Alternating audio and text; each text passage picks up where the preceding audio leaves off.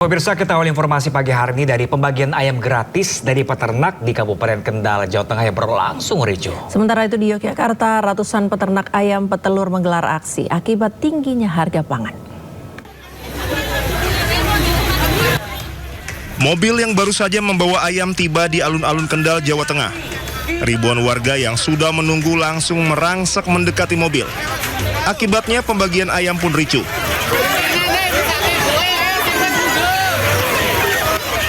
Miris banyak warga termasuk anak-anak yang terjepit akibat mereka berebut pembagian ayam yang dilakukan peternak ayam. Aksi peternak ini merupakan bentuk protes karena sudah tidak mampu membeli pakan ternak yang semakin tinggi. Sementara harga telur terus merosot sehingga peternak merugi. 15.000 telur ayam pun ludes direbut warga dalam waktu setengah jam. Hal serupa juga dilakukan ratusan peternak ayam petelur di Yogyakarta. Ribuan ayam dibagi-bagi di kawasan Jalan Malioboro dan menjadi rebutan warga maupun wisatawan. Dalam aksi ini mereka menuntut diturunkannya harga pakan serta dinaikannya harga telur sehingga peternak tidak merugi. Karena hari ini harga pakan itu kan mencapai hampir Rp8.000. Itu tidak sebanding dengan harga telur yang ada di farm itu sekitar Rp20.000 atau di bawahnya. Jadi kami menuntut memberikan informasi ke Dewan untuk pemerintah supaya harga pakan ini bisa diturunkan.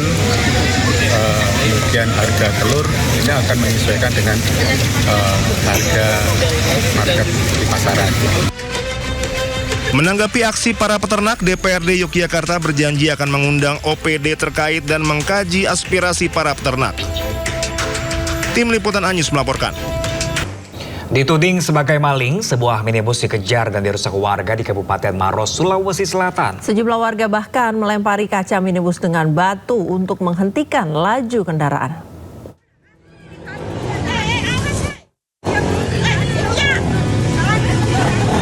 Dari rekaman video amatir terlihat sebuah minibus yang dikendarai seorang pria dikejar sejumlah warga mengendarai sepeda motor di Jalan Poros Desa Patontongan, Kecamatan Mandai, Kabupaten Maros, Sulawesi Selatan. Sejumlah warga bahkan melempari kaca minibus dengan batu untuk menghentikan laju kendaraan. Tidak ada nomornya di sini. Minibus akhirnya berhasil diberhentikan setelah dikepung oleh ratusan warga. Aksi tersebut dipicu dari teriakan maling yang membuat warga secara spontan ikut mengejar. Padahal warga belum mengetahui secara pasti duduk perkara yang sebenarnya. Beruntung aksi tidak sampai berujung pada tindakan main hakim sendiri terhadap sang sopir minibus.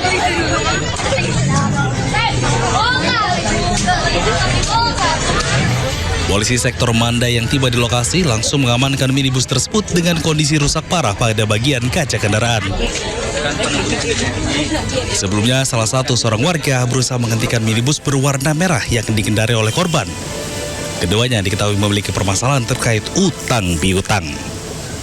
Nah, pada saat kejar-kejaran, ya ada kata teriakan maling, akhirnya dengan spontanitas direspon oleh warga, maka terjadilah pengejaran oleh warga yang tidak tahu sama sekali permasalahan.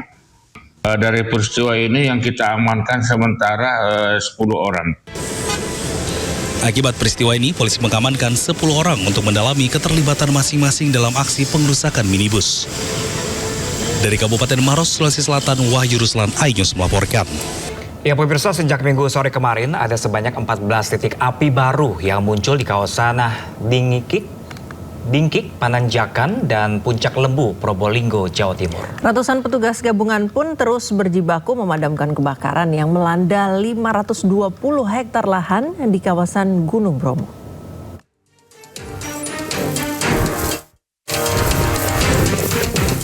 Sejak Minggu sore, 14 titik api baru muncul di kawasan Dingkik, Pananjakan, dan Puncak Lembu, Probolinggo, Jawa Timur.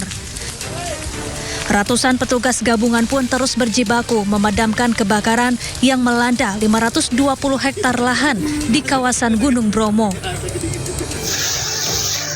Mundur.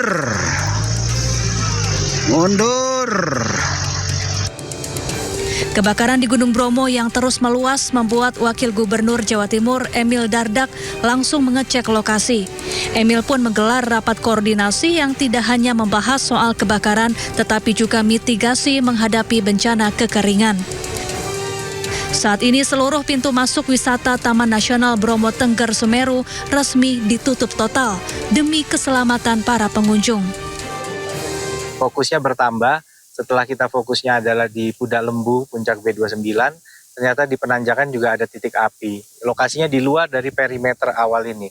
Nah, ini yang segera kita lakukan 2 langkah, darat maupun udara. Serangan udaranya adalah helikopter waterbombing. 3 ini akan melakukan kombinasi penanganan di sini dan juga di penanjakan. Dan serangan daratnya ini ada tim dari Pemprov, dari BPBD, dari TNBTS ya, ini melakukan, dan juga dari Kodim dan dari Polres ini melakukan upaya di lapangan. Awalnya titik api diduga berasal dari Blok Bantengan, Kecamatan Senduro, Kabupaten Lumajang yang bukan kawasan wisata. Dugaan sementara kebakaran akibat ulah tangan manusia. Cuaca panas di musim kemarau kemudian membuat api dengan cepat menyebar. Tim Liputan iNews melaporkan. Pemirsa, puluhan hektar lahan gambut di Kabupaten Pelalawan Riau terbakar. Ya, petugas darat dan tim udara dikerahkan padamkan api agar kebakaran lahan tidak meluas.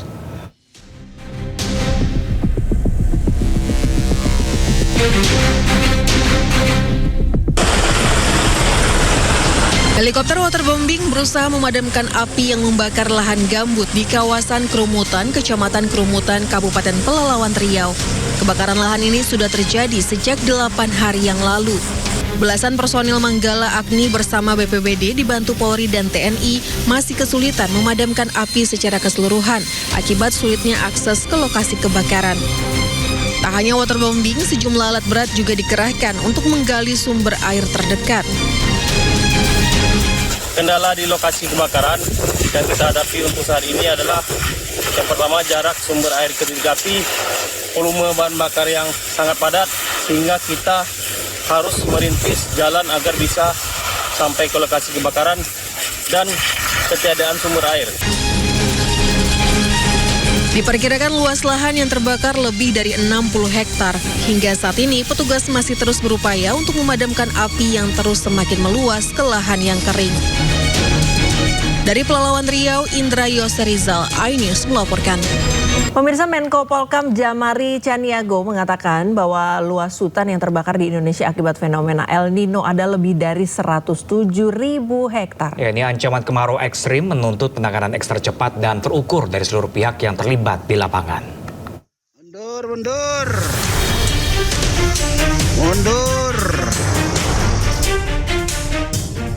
Menteri Koordinator Bidang Politik dan Keamanan Jamari Caniago mengungkap luas hutan yang terbakar di Indonesia hingga awal Agustus 2026 mencapai lebih dari 107.000 hektar.